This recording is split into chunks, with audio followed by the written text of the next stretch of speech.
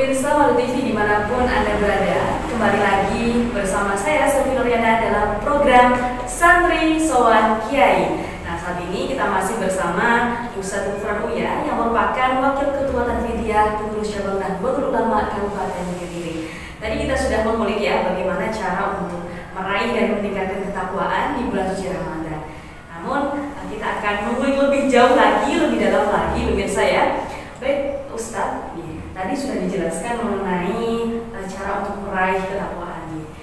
Mungkin bisa disampaikan mengenai bagaimana atau hal-hal apa saja yang harus diperhatikan dalam meraih takwa di bulan suci Ramadan ini.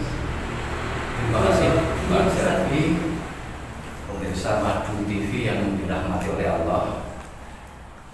Sabar gampang disebut Mbak Silvi, kemudian kejujuran gampang disebut, ketakwaan juga gampang disebut, sampai juga kepada kedermaan gampang disebut. Tetapi istighfar sekalipun juga gampang disebut. Tapi semua itu butuh keseriusan. Makanya orang sabar ini tidak serta merta sabar, Silvi. Gampang diucapkan. Kalau kita sama orang-orang baik, sabar gampang. Ketika puasa ketemu temannya bodoh-bodoh puasanya, nah selesai itu, tidak masalah. Tapi ketika kita puasa di tengah jalan, tahu-tahu ada warung yang di atasnya ditutup, Mbak, itu bawahnya lihat kaki, nah mereka makan. Sebenarnya semakin banyak ujian maka semakin tinggi nilai ketakwaan kita. Kayak orang sekolah itu, kalau ujiannya biasa-biasa maka dia berarti sekolahnya menjadi sekolah yang hanya standar saja. Tapi kalau dia sekolahnya tinggi, bahkan seorang sarjana doktor sekalipun, maka ujiannya semakin sulit. Kalau kita puasa diuji dengan beberapa hal dan itu lolos, nah itu baru sabar. Kalau sabar di rumah tanpa ujian apapun, nah ini namanya kayak anak TK. TK itu dia ujiannya hanya mewarnai. Maka ketika selesai mengerjakan mewarnai, dia hanya mendapatkan sertifikat atau ijazah TK.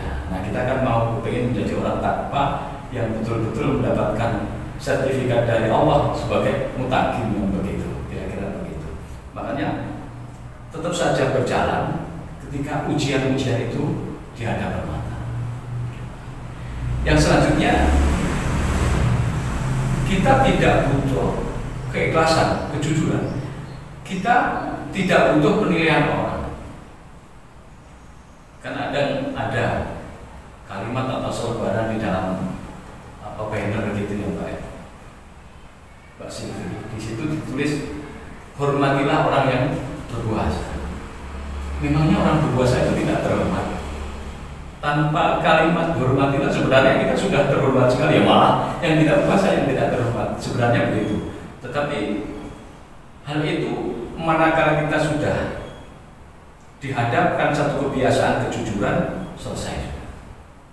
Ada seorang ibu di dalam mendidik putranya, kebetulan dia dalam keadaan menstruasi, otomatis tidak puasa. Melihat putranya umur 10 tahun yang sebenarnya dia sudah berkewajiban puasa, nggak tega. Kemudian si anak itu diajak oleh ibunya ke satu tempat yang jauh dari keluarga, tapi dia diajak makan. Berarti si ibu itu tidak mendidik anaknya untuk berbuat jujur. Tidak berbuat jujur, yang ini menodai hakikat daripada puasa yang diharapkan menjadi orang yang pertama. Makanya hal-hal demikian perlu kita pahamkan bersama. Jujur bukan hanya sekedar jujur, tapi jujur ini dijalankan. Dari satu pondasi kehidupan yang terendah adalah keluarga. Ketika keluarga itu jujur, ketika keluarga itu baik, maka dia menjadi satu lingkungan yang juga baik. Kalau lingkungan itu baik, maka akan menjadi kampung yang baik. Kalau kampung baik-baik akan menjadi kecamatan, kabupaten, akhirnya menjadi bangsa yang baik. Mulainya dari keluarga. Makanya ketika berbicara tentang kejujuran, pemirsa Madu TV yang dirahmati oleh Allah, maka orientasi berpikir kita adalah mulai dari terendah, yaitu keluarga, terutama dari diri sendiri. Sudah begitu. Kira-kira tambahnya begitu, Mbak. Jadi hal-hal yang harus diperhatikan dalam meraih ketakwaan adalah yang pertama harus serius dulu ya Ustaz. Harus serius dulu, setelah itu dalam diri kita yang kita terapkan di keseharian yang dimulai dari diri kita terlebih dahulu sebelum ke masyarakat. Setelah di diri kita bisa langsung kita terapkan di keluarga, masyarakat, dan bangsa pada umumnya seperti itu. Baik Ustadz, untuk pertanyaan selanjutnya mungkin bisa dijelaskan nih, apa sih godaan terbesar dalam meraih ketakwaan, dalam meningkatkan ketakwaan? Kalau menurut Ustadz seperti apa godaan yang terbesar untuk meraih ketakwaan itu? Nah, ujian terbesar untuk menjadi orang yang bertakwa sudah barang tentu adalah setan, iblis, dan sebangsanya. Nah, pintu yang dimanfaatkan oleh makhluk-makhluk rusak seperti itu adalah kita di syahwat. Makanya pintu mereka untuk menggoda kita, untuk menghancurkan kita adalah di syahwat. Nah, kalau sudah orang itu kuat syahwatnya, kuat keinginannya, maka gampang dia melanggar syariat. Nah, kalau sudah melanggar syariat, otomatis dia tidak menjadi orang yang taat. Kita harus menyadari banget Mbak Silvi dan pemirsa Madu TV bahwasanya awal-awal jauh di tubuh kita kan terdiri dari akal dan nafsu. Terdiri dari akal dan nafsu. Kalau pengendalian akal dan nafsu seimbang, maka kita menjadi orang yang sukses di dalam menjalani hidup di dunia. Tetapi ketika kita gagal menyeimbangkan keduanya, bahkan kalau akal kemudian dikendalikan oleh nafsu, maka gagallah kita menjadi orang yang bertakwa. Maka dari itu kita mesti ingat bahwa ketika Allah pertama menciptakan akal, Allah itu pertama kali menciptakan akal, dan akal dianggap sebagai makhluk yang mulia oleh Allah. Allah menguji kepada akal itu.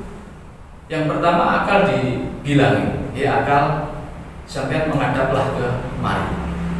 Kemudian akal juga menghadap ke kemari. Setelah itu akal diperintah oleh Allah, akal kamu menghadap ke sana. Akal juga melakukan hal itu. Kemudian akal ditanya oleh Allah, ya akal, sampean iku sapa? Kemudian saya siapa? Kata Allah. Si akal menjawab, ya Allah, saya adalah makhlukmu yang hina, makhlukmu yang rendah. Sedangkan engkau adalah Tuhanku, pencipta segala alam. Akal memahami sekali, dalam sekali penciptaan, sebenarnya banget menurut. Tetapi kemudian ketika Allah membuat nafsu, nafsu ditanya oleh Allah, nafsu, ada yang perintah oleh Allah, nafsu, siapa yang menghadaplah ke depan? Ya nggak menghadap ke depan, dia diam begitu saja, nggak mengikuti perintah, artinya nggak kabar. Kemudian nafsu disuruh menghadap ke Allah, kamu menghadap ke sini, juga nggak menghadap. Terus kemudian ditanya oleh Allah, nafsu, sampai niku sapa? Nah, aku sapa? Kata Allah. Dijawablah oleh nafsu, jenengan kula ya kula, petus banget. Maka kemudian oleh Allah si nafsu ini dibenamkan di dalam neraka jahanam selama 100 tahun, dibenamkan di dalam neraka jahanam. Sebenarnya Mbak Silvi, yang namanya neraka ini dicipta adalah untuk manusia. Sebenarnya Allah mencipta apapun itu untuk manusia. Berarti Allah kalau mencipta neraka, dia akan menghukum kita. Sebenarnya bukan. Neraka itu juga bentuk kasih sayang. Karena orang yang masuk surga itu harus baik semua, harus bersih. Ketika ada kita yang kurang bersih, mesti diterpa dulu di bentuk pencucian. Kemudian dinaikkan di surga, harus sudah bersih. Jadi nggak mungkin masuk surga terus masih belepotan, itu tidak mungkin. Maka penghuni surga akan tanya, ini sopo sing bukan swarga sing kacau koyo ini juga. Sebenarnya neraka itu juga tempat untuk kita, ya kayak emas itu loh Mbak Silvi. Kalau emas itu kita kepingin mendapati emas yang baik, yang murni, maka harus dipisahkan antara emas murni itu dengan logam yang lain. Nah, salah satu cara ya dibakar. kemudian ketemulah emas. Nah, manusia juga begitu, ketika dia ingin menjadi orang yang murni, yang layak masuk surga, harus dipanaskan dulu untuk kasih sayang Allah, untuk membersihkan orang. Cuma di neraka itu rasanya kayak apa ya, bodoh-bodoh belum tahu nih seperti apa, kita nggak tahu. Yang jelas itu tentu kasih sayangnya Allah, jangan salah paham. Nah, ketika nafsu itu dibenamkan di dalam neraka jahanam, Pak Siti, dikeluarkan oleh Allah dalam waktu 100 tahun. Dia ditanya oleh Allah, "Sampeyan iku sapa? Aku siapa?" Kata nafsu, tak terus kayak yang jawaban pertama, jenengan, saya kudus Bang. Makanya kemudian si nafsu ini oleh Allah dibenamkan di neraka kelaparan. Nah ini ketemunya dengan puasa itu di sini Pak.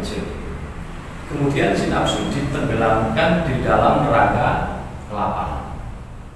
Pada saat itu jumlahnya sama 100 tahun dibenamkan di dalam neraka kelaparan. Baru setelah itu nafsu diangkat oleh Allah ditanya. Cuman Madkorono dia juga menghadap ke sana. Kemudian si nafsu disuruh kamu menghadap ke sini, juga menghadap ke sini, ditanya, "Sampeyan iku sapa? Aku iku sapa?" Baru bisa menjawab bahwa engkau adalah Tuhanku, sedangkan aku adalah makhluk. Sehingga persamaannya agar akal itu sepadan dengan nafsu, yang pertama mesti ditenggelamkan di neraka jahanam dalam waktu 100 tahun. Kemudian masih ditambah lagi dibenamkan di dalam neraka kelaparan 100 tahun. Baru itu yang namanya nafsu terkendali. Sehingga puasa yang juga di dalamnya kelaparan, walaupun tidak 100 tahun ya Mbak Siti, hanya 30 hari, maka itu sebenarnya cukup bagi kita untuk melatih, mengendalikan diri menjadi orang yang benar-benar takwa kepada Allah Subhanahu wa Ta'ala, yang diharapkan di dalam ayat bahwa puasa itu berending pada ketakwaan. Sehingga setelah puasa nanti Mbak Sylvie, orang akan menjadi orang yang beriman, bertakwa, melebihi sebelum dia berpuasa. Amin. Jadi menurut Ustaz tadi godaan terbesar dalam meningkatkan ketakwaan adalah hawa nafsu. Bagaimana cara untuk melebur hawa nafsu itu ketika kita sedang digodok di bulan suci Ramadan ketika kita berpuasa, seperti itu ya Ustaz. Nah, kita kembali ke topik yaitu tentang ketakwaan Ustaz. Apakah ciri-ciri orang bertakwa itu apakah bisa dilihat dari segi fisik? Karena kita melihat di lapangan, fenomena di lapangan Ustaz, bahwasanya seseorang mungkin ya yang berjidat hitam, berpakaian jubah itu dianggap lebih bertakwa, lebih alim, lebih soleh gitu. Kalau menurut Ustaz Gufron ini seperti apa dengan fenomena hal itu? Jawabnya ya, inna akramakum indallahi atqakum. Kemuliaan orang bukan pada pakaiannya, tetapi seberapa dia bertakwa kepada. Jadi mulia di hadapan Allah itu sih pakaiannya, kemudian pakai apa biaya apa jenggot terus jidat, bukan hanya itu. Ya bolehlah berjenggot, bolehlah berjidat, tetapi tetap satu kepastian sikap dan perilaku hidupnya adalah takwa. Kita ingat yang namanya Imam Ahmad bin Hanbal. Imam Ahmad bin Hanbal itu ulama Mekah yang kemudian apa pakaiannya pas-pasan banget, atau tidak pernah beliau itu berpakaian yang nampak kiai walaupun itu ulama dunia. Sampai-sampai di suatu ketika Imam Ahmad bin Hanbal ketika beliau pergi ke Mesir, sesampai di Mesir yang namanya juga ulama, datang pertama yang didatangi adalah masjid. Beda sama kita, kalau datang itu mesti di tempat-tempat canggih gitu ya. Ini enggak, yang didatangi pertama masjid. Nah di masjid itu ada parbot masjid, itu diusir. Keluarlah engkau. Kenapa diusir? Karena saking gak pantas dia berpakaian itu, tetapi dia seorang ulama yang produk keilmuannya menjadi referensi ulama-ulama sedunia.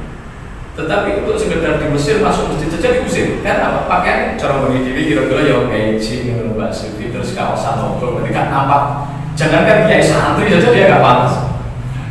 Tetapi yang dilakukan beliau adalah satu tatanan yang betul-betul apa yang menjadi peraturan Allah dan Rasulnya. Berarti takwa. Sampai-sampai oleh fatwa tadi diusir, terus keluar. Beliau bilang bahwa aku tak istirahat sebentar lah, istirahat sebentar. Nah prapotnya marah, paroh. Silahkan engkau nek coro beli dewi kok ya Mbak Selvi.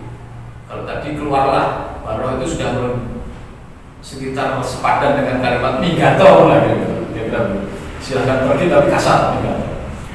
Itu masih kemudian si Imam Ahmad bin Hanbal itu berharap bahwa dia mendapatkan tempat untuk bisa sekedar di masjid itu. Kalau ulama itu mengatakan bahwa dia akan istirahat di masjid, artinya dia iktikaf kan begitu. Iktikaf. Ulama dia membungkus ibadahnya dengan perilaku biasa. Kalau yang tidak ulama biasanya perilaku biasa dibungkus dengan seolah-olah ibadah. Di sini kemuliaan bukan di pakaian. Jadi bentuk ketakwaan tidak bisa diukur dengan fisik ataupun bungkusnya saja gitu Ustaz. Karena yang terpenting adalah esensinya, esensi di mana mereka atau kita yaitu untuk melaksanakan perintah dari Allah dan jauhi larangannya. Itulah esensi dari bertakwa. Seperti itu di Ustaz. Baik Ustaz, kita istirahat sejenak dan bagi pemirsa Madu TV yang dirahmati oleh Allah, kita akan jeda sebentar, jangan kemana-mana, tetap di program Santri Sowan Kiai di Madu TV, sejukan hati, damai kaji.